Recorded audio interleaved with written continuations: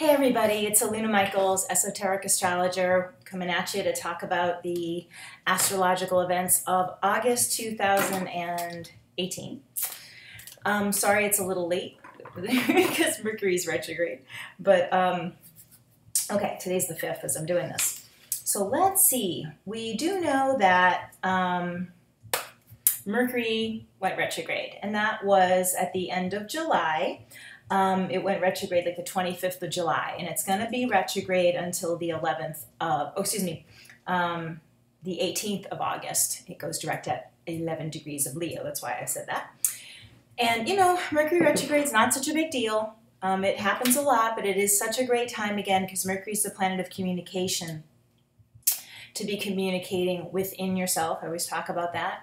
For meditation, reflective, reflectively thinking about issues that, as you're deepening your understanding of things, things can become clearer by going within. Sometimes it's better to have that inner communication than try to figure it out with the other person, because you can kind of feel like you're going in circles and not getting anywhere. By going within and understanding what the core piece is, or there could be something to resolve inside yourself, and then bring it outward, to take the action or make the change or communicate with a person or whatever, kind of flows a little smoother once you know what's going on inside of you. And you don't necessarily need to wait until Mercury goes direct to do that, but sometimes it helps to wait till the retrograde completes.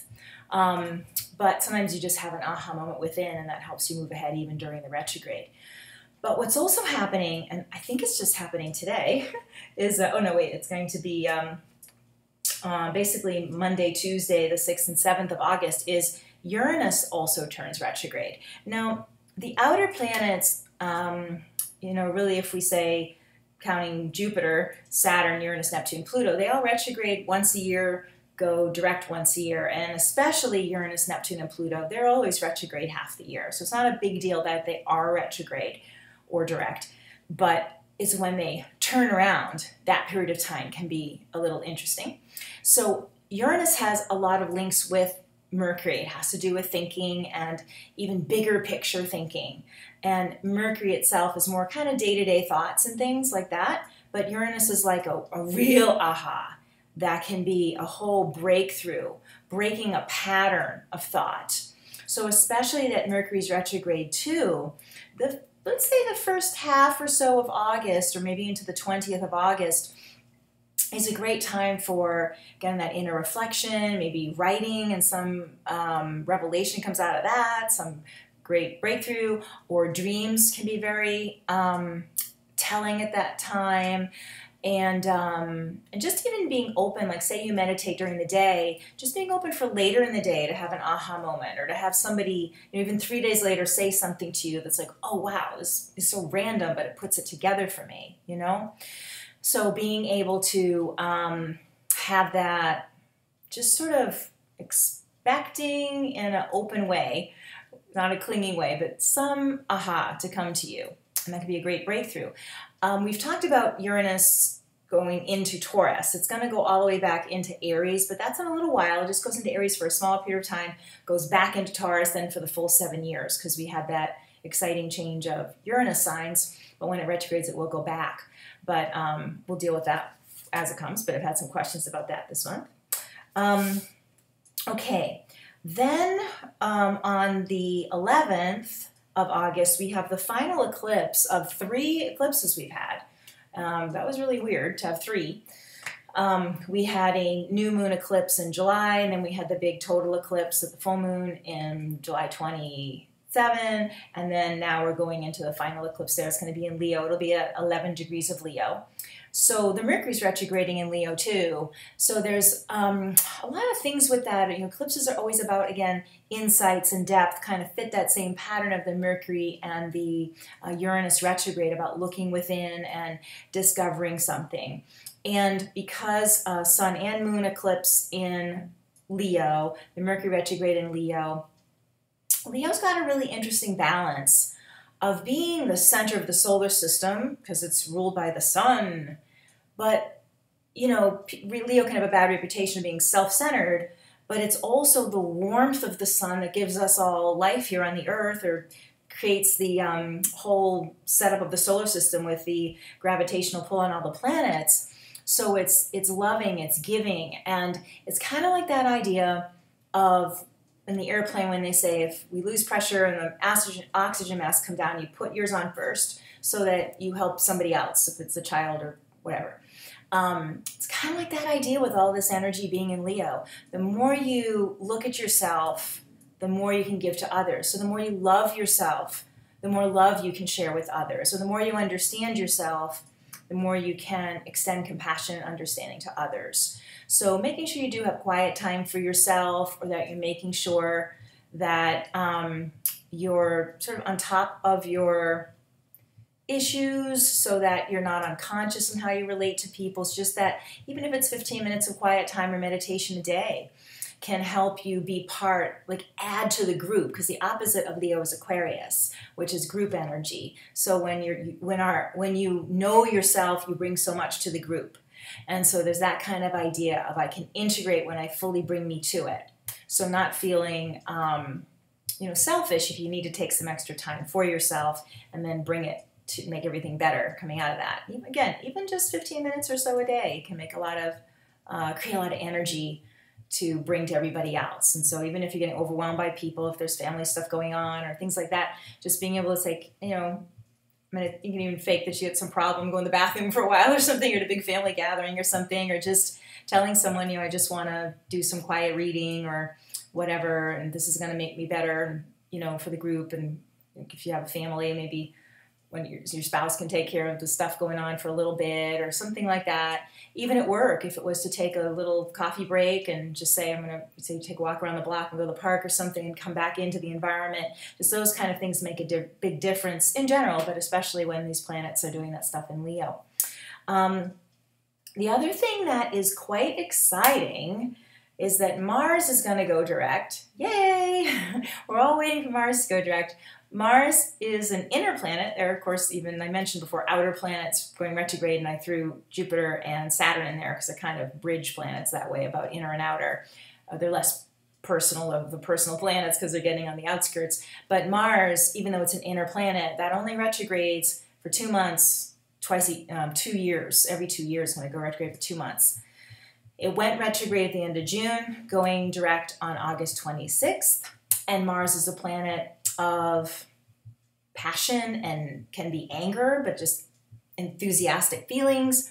It can be life direction, business, sexuality, just choices you make in life, breaking out of old patterns is a real big part of Mars, and just forging ahead and kind of things like that.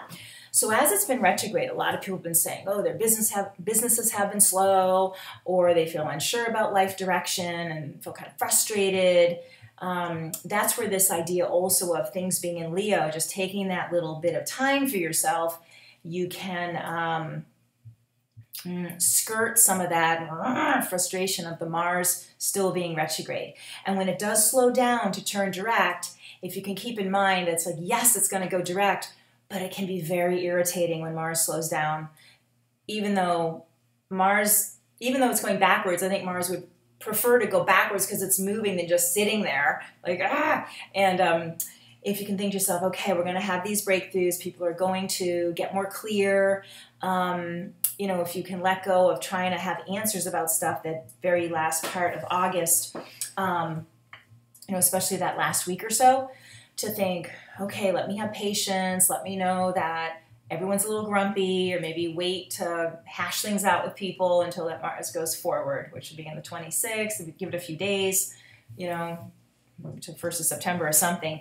And you'll feel like you have the courage to do what you want. You know what you want to do. You're ready to take action. In the meantime, in August, before it goes direct, you can be thinking about kind of like, again, that Mercury retrograde idea of going within and saying, like, what's my plan? What's my dream? I'm dreaming of the action. I'm wishing for things, which is sort of a passive way to do Mars, but it is retrograde. And then you'll see, maybe you can even think of plan of action and then be ready to act on it. If it's you want to change jobs, or you want to whatever it is you want to do.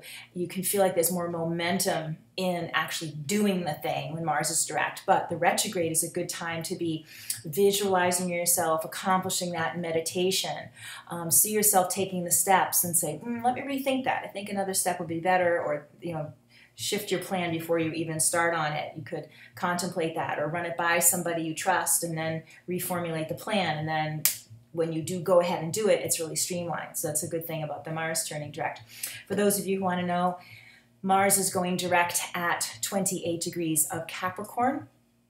And that in and of itself, that Mars retrograde in Aquarius back into Capricorn, that has a lot to do with a lot of success and focusing on being your highest and best, and also kind of like forgiving yourself for not always hitting the top mark, because Mars in Capricorn can feel like it's not worth it if you don't do perfect, and kind of seeing that it's the process that matters. That can be the positive side of Mars in Capricorn, is that you're enriching yourself as you try and move up the mountain, and that you're learning along the way, and you're growing in character, and you're sticking with your values or whatever, instead of success at any measure, which would be the bad part of Mars in Capricorn. So there's a lot of self-forgiveness that can go on at that time, and then that sort of forgiving yourself for failures or forgiving other people for their own shortcomings.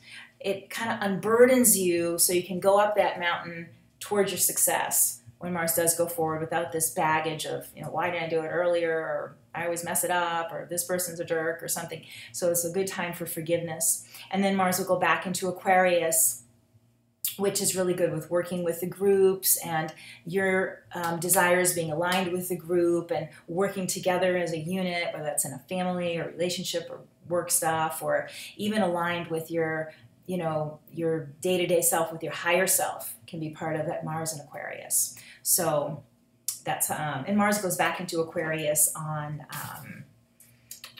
it's going to be September 10th. So we got a little bit of time of being in Capricorn from the 26th of August till September 10th. And the other last thing is that Venus is going into Libra, which is nice. That will be the 6th of August.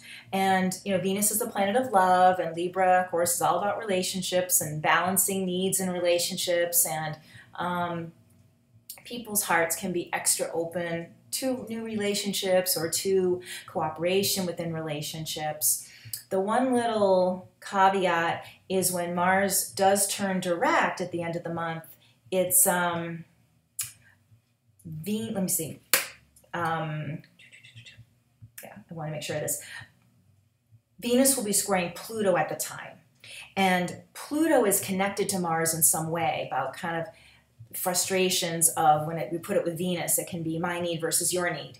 And so let's even say there can be some patterns coming up. Like say you're in a relationship and it does feel like sometimes Libra gives too much.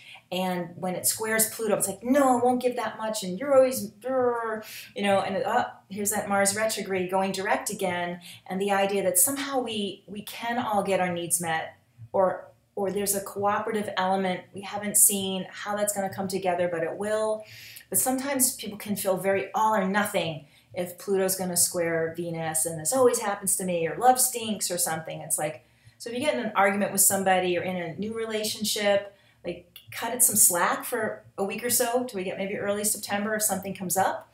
Or it might be looking at your own pattern about fear of being in love, and you'll lose yourself, or you'll give more than you get and end up empty-handed, or people aren't trustworthy, or even early losses in your childhood could come up, and seeing that you're not so vulnerable in this relationship. You can stand up and ask for your needs in a kind way. There's ways that adults can work out differences. You're not at the mercy of someone you're in love with and that kind of thing. And so there can be some subconscious stuff coming up about that, especially because that Mars is going direct, which can feel a little frantic and unnecessarily aggressive or dramatic or something. So, so I think this is a nice month in a lot of ways about all those planets in Leo, about making sure, it's kind of the whole theme of the month seems to be balancing your inner needs with what everyone wants on the outside.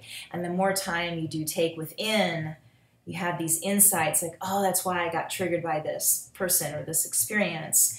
And so there's a lot of unburdening going on this month, and letting it, if the burden, it's more like you're seeing the burden and then being able to take it off. It might feel like, oh, this thing burdened me. But it's like, ooh, like I'm understanding I have this weight on me.